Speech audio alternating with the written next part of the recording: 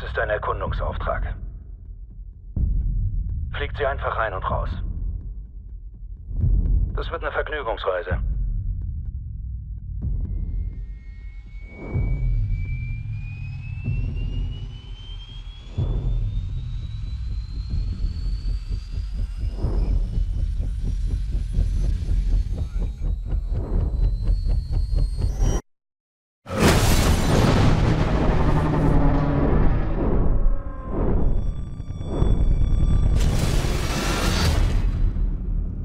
I remember it just full of noise and the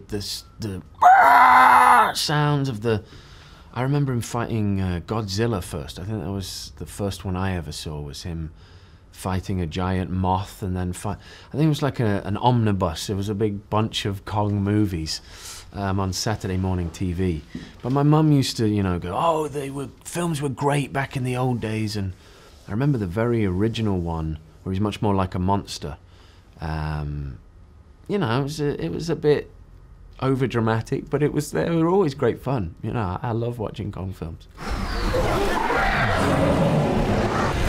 I mean, it's very interesting if you think about monsters and what they represent to your mind. It's that defeating of something far bigger than yourself and something that everybody would be scared of. You know, it's a very clear-cut situation. I think Kong has that element of judging a book by his cover. You know, I don't think he's a true monster in that sense, even though in this one we were much more trying to make him a monster.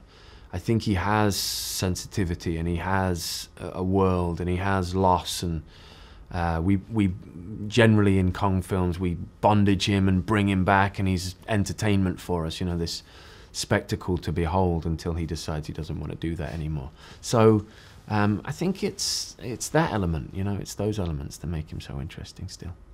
Was Sie hier sehen, ist ein Monster aus einer längst vergangenen Zeit. Zeigen wir, dass der Mensch König ist.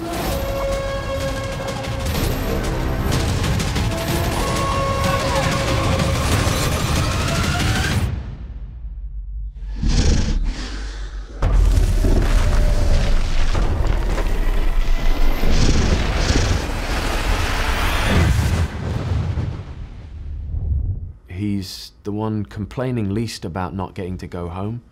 He's the one most anxious to go home. But at the same time, in the film, he has this element of being there by himself. So he really deals with the elements all by himself. And I think he gets to see Kong in a very quiet moment that I think only Bree and Tom get to see later on in the film. And Chapman, unfortunately, doesn't get to translate that to anyone, saying, you know, we misjudged what this was, and there are other far worse creatures here, but they're all discovering that at the same time. So it was a nice experience, you know, it was nice to be in that wilderness by myself.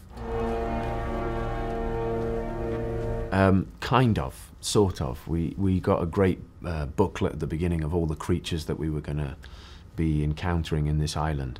And they were very detailed by the art department, beautiful drawings, and then very detailed explanations of the way they were, and even down to things they ate, you know, what they were eating. And that influenced actually the way we played that scene, because I thought it'd be interesting if we shot him and he started reacting as if he was hurt, and Chapman had a moment of, oh, I've done wrong. This wasn't something trying to kill me, I was just sat on its back, and of course it got up and tried to get me off, you know. You sat on my back, I'd do the same, you know. If you then started shooting me, I'd be kind of upset, you know, it'd be a little upsetting. So it was nice to get to play against the common.